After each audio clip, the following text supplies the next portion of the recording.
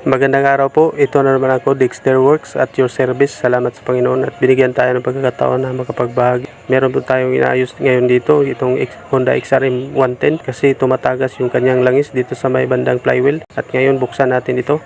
Tara!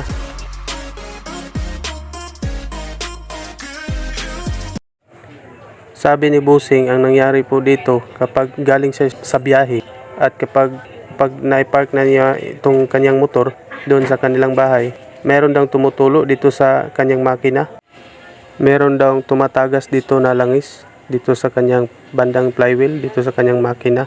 Ano kaya ang problema dito? At para malaman kung anong problema ng kanyang makina, buksan ko muna itong kanyang flywheel. Tanggalin ko muna ito mga kawork para makita natin doon sa likod. Kasi meron itong oil seal at saka meron ding o-ring. Kasi tiningnan ko na yung kanyang oil seal dito sa may cambio ng kanyang motor.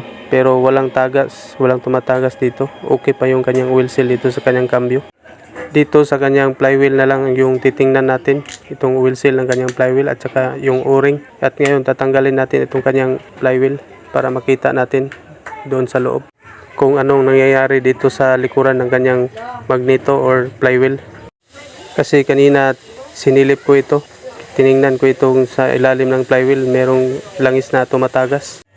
Ayan na, ito na, nakita ko na yung langis na tumatagas. Ayan, kita ba niyo mga kawork? Tsaka meron palang nilagay sila dito na pandikit, itong nansag.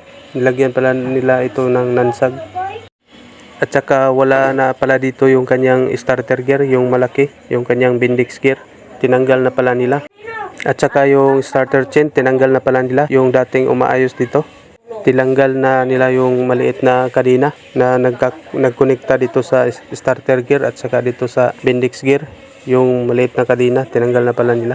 At ngayon tanggalin ko itong dalawang tornilyo dito, itong dalawang maliit na screw bolt para matanggal natin yung kanyang takip dito. Ang ginawa pala nila dito, i-convert nila, tinanggal nila yung kanyang Bendix gear, yung starter gear na malaki. Tapos meron silang ipinagawa doon sa machine shop na hugis pabilog yung ginawa nila. Gumawa sila ng hugis bilog na nilagay nila dito sa kanyang butas, dito sa lagayan ng kanyang oil seal, sa kanyang flywheel oil seal. Ayan, ito siya. Tatanggalin natin yan mamaya. Linisin ko lang muna to mga kaworks. Tanggalin ko tong kanyang lansag dito para makita natin kung anong itsura ng sinasabi ko na hugis bilog na nilagay nila dito. In-insert nila dito sa butas. Ito siya, hugis pabilog. Unti-unti na siyang nakikita.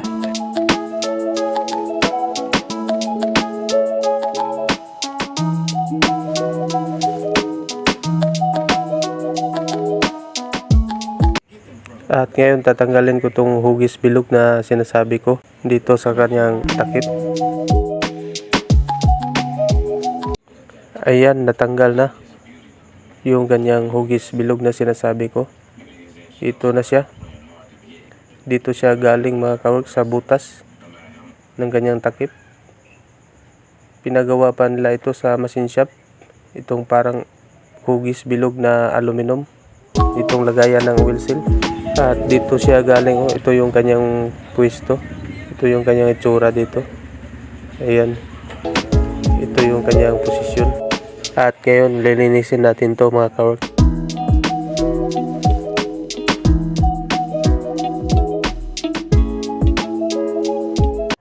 Ang nangyari pala dito, lumuwag itong kanilang pinagawa na itong aluminum na hugis bilog.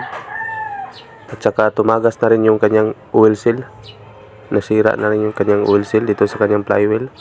Gagawin natin dito, magpapalit po tayo ng magneto kit.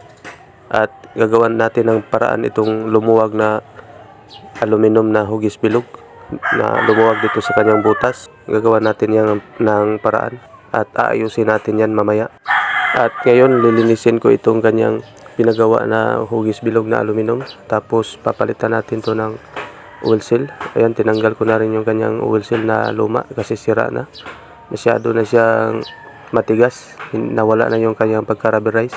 At mamaya lagyan natin ulit ito ng pandikit bago natin ipasok doon sa kanyang butas. Bago natin ilagay ulit, lagyan natin ng pandikit. Papalitan natin yung kanyang nansag na nilagay. Tatanggalin natin yun. At saka lilinisin natin to. At saka dito sa kanyang takip, merong dalawang maliliit na o-ring. At meron doon itong isang malaking o-ring. Lilinisin ko lang tong kanyang takip. At saka mamaya ilagay natin yung bagong o-ring. Yung malaki at saka yung dalawang maliliit na o-ring. Ilalagay natin yung bago. Ito na yung bagong o-ring, oh. Magneto kit po ito.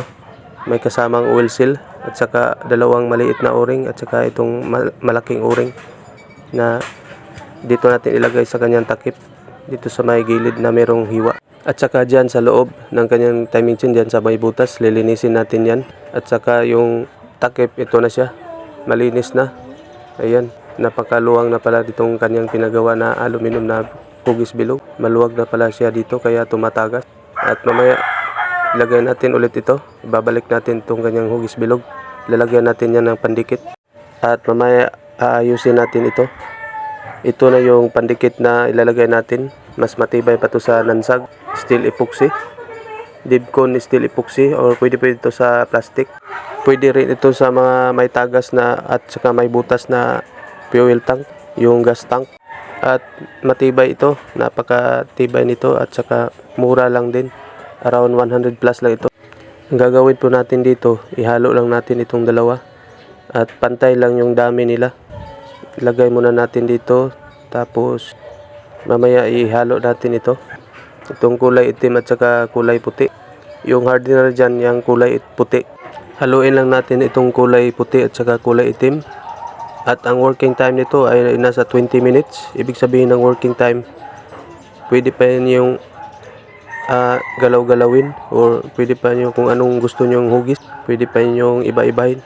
At tapos, pagkatapos ng 20 minutes, yung handling time niya, nasa 20 minutes to 2 hours. At pagkatapos ng 2 hours, matigas na siya.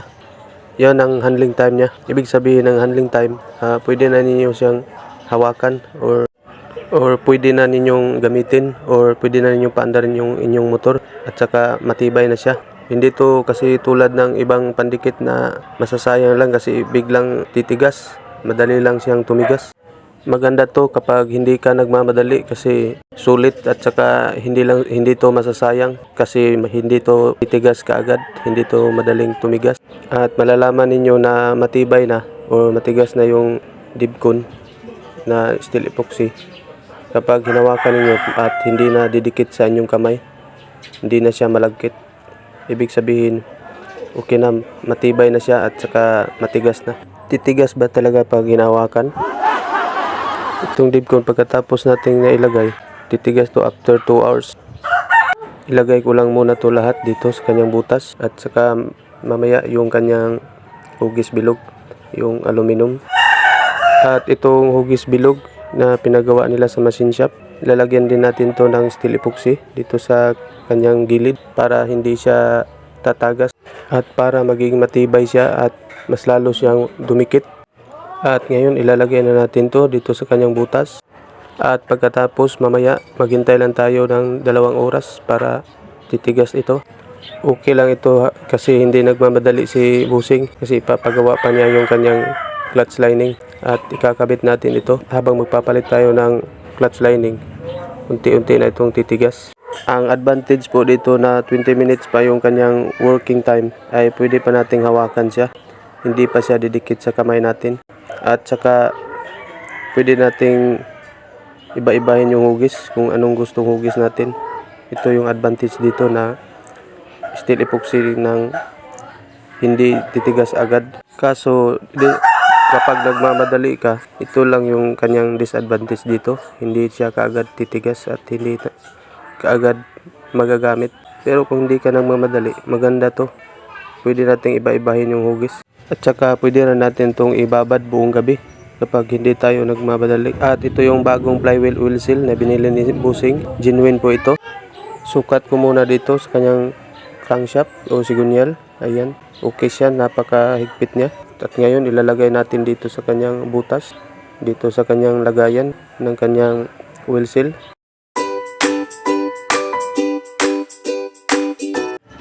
At ngayon lalagyan ko ito ng steel epoxy, itong wheel seal ng kanyang flywheel para hindi matanggal kaagad. Dito ko lang ilalagay itong steel epoxy sa gilid ng kanyang wheel seal. At iiwasan natin na malagyan itong kanyang nasa gitna para hindi siya titigas. Ito na yung magneto kit na binili ni Busing. Yung dalawang o-ring na maliliit at saka yung malaking o-ring lang ang kukunin natin dyan. Kasi meron na siyang binili na nailagay natin yung wheel seal na genuine. At ito na yung malaking o-ring na sinasabi ko sa inyo kanina. Lalagay natin dito sa kanyang takip, dito sa gilid na kanyang kanal o may hiwa dito ng kanyang lagayan ng kanyang o-ring. At lalagyan natin ito ng gasket maker para matagal siya masira.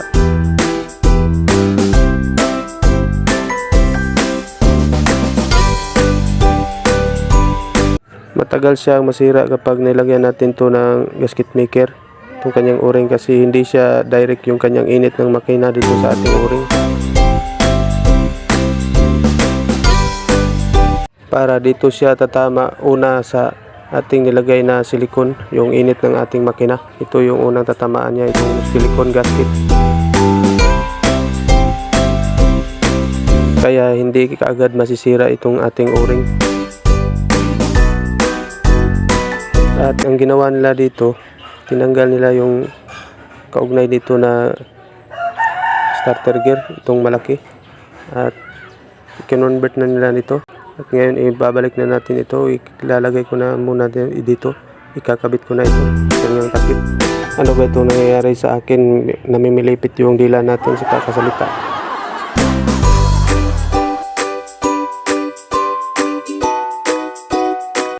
At ngayon ilalagay ko na itong kanyang dalawang tornilyo dito, itong maliliit na screw bolt, 6mm itong screw bolt na ito.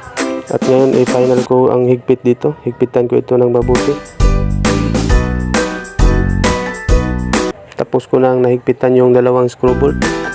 Tutulak ko lang ito ng konti, itong kanya lang pinagawa na hugis bilog na alloy, itong aluminum dito.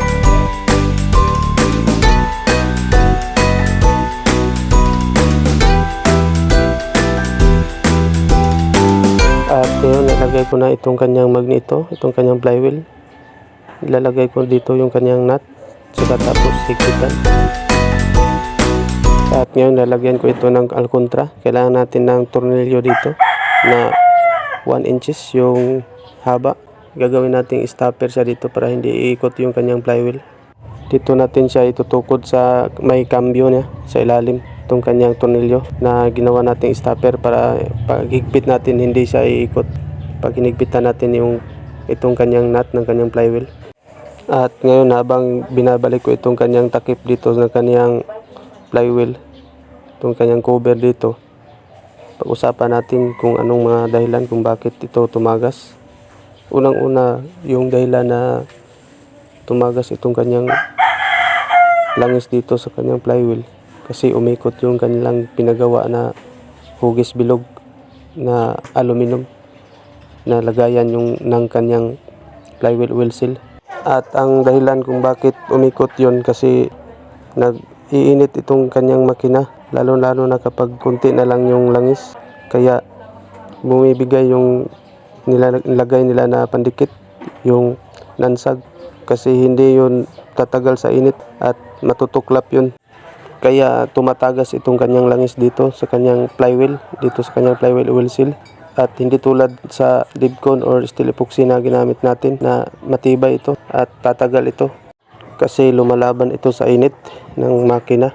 At habang tinatamaan siya ng init ng ating makina, mas lalo siyang tumitigas itong steel epoxy na nilagay natin. At ngayon patitigasin na lang natin ito. Maghintay na lang tayo ng mahigit 1 oras. At pagkatapos ay pwede na nating paandarin itong motor ni sir. Okay na itong motor ni sir. Bago na yung kanyang mga o-ring, yung magneto kit dito. At saka nalagyan natin ng pandikit yung kanyang hugis bilog na pinagawa sa machine shop. Nilagyan na natin ng steel epoxy at hindi na ito tatagas. Okay na itong motor niya ni Busing. Dumayo pa si Busing dito sa Tibalog, Santo Tomas.